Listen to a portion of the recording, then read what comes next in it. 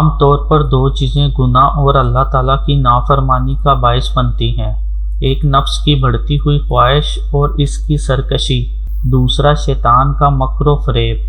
شیطان انسان کا ازلی دشمن ہے، وہ نہ صرف خود بلکہ اپنے لاؤ لشکر اور چیلوں کی مدد سے دنیا میں ہر انسان کو دین حق سے غافل کرنے کی کوشش میں لگا رہتا ہے، مگر رمضان المبارک کی اتنی برکت و فضیلت ہے کہ شیطان کو اس ماہ مبارک میں جکڑ دیا جاتا ہے۔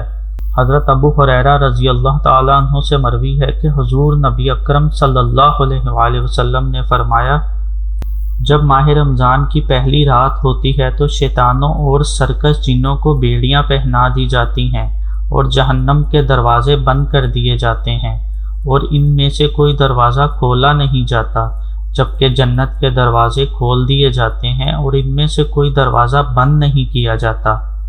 ایک منادی پکارتا ہے، اے طالب خیر آگے آ، اے شر کے متلاشی رک جا۔ اللہ تعالیٰ کئی لوگوں کو جہنم سے آزاد کرتا ہے اور ماہ رمضان کی ہر رات یوں ہی ہوتا رہتا ہے۔ رمضان المبارک میں شیطانوں کا جکڑ دیا جانا اس امر سے کنایا ہے کہ شیطان لوگوں کو بہکانے سے باز رہتے ہیں اور اہل ایمان ان کے وسوسے قبول نہیں کرتے۔ اس کی وجہ یہ ہے کہ روزے کے باعث حیوانی قوت جو غضب اور شہوت کی جڑ ہے مغلوب ہو جاتی ہے۔ غضب اور شہوت ہی بڑے بڑے گناہوں کا باعث ہوتے ہیں۔ اس کے برعکس قوت عقلیہ جو طاقت اور نیکیوں کا باعث ہے، روزے کی وجہ سے قوی ہوتی ہے۔ جیسا کہ مشاہدہ میں ہے کہ رمضان میں عام دنوں کی نسبت گناہ کم ہوتے ہیں اور عبادت زیادہ ہوتی ہے۔ شیطانوں کو جکڑے جانے کی ایک علامت یہ بھی ہے کہ گناہوں میں منہمک ہونے والے اکثر لوگ رمضان میں باز آ جاتے ہیں اور توبہ کر کے اللہ کی طرف رجوع کرتے ہیں۔ پہلے وہ نماز قائم نہیں کرتے تھے، اب پڑھنے لگتے ہیں۔ اس طرح وہ قرآن مجید کی تلاوت اور ذکر کی محافل میں شریک ہونے لگتے ہیں، حالانکہ وہ پہلے ایسا نہیں کیا کرتے تھے۔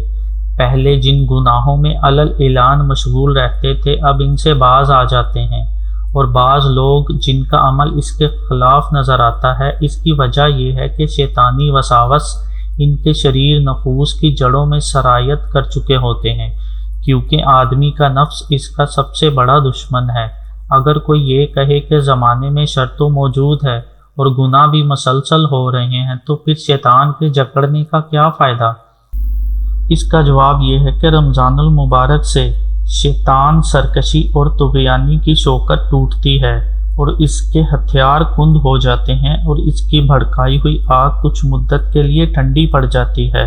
اگر ایسا نہ ہوتا تو خدا بھی جانتا ہے کہ وہ کیا گل کھلاتا۔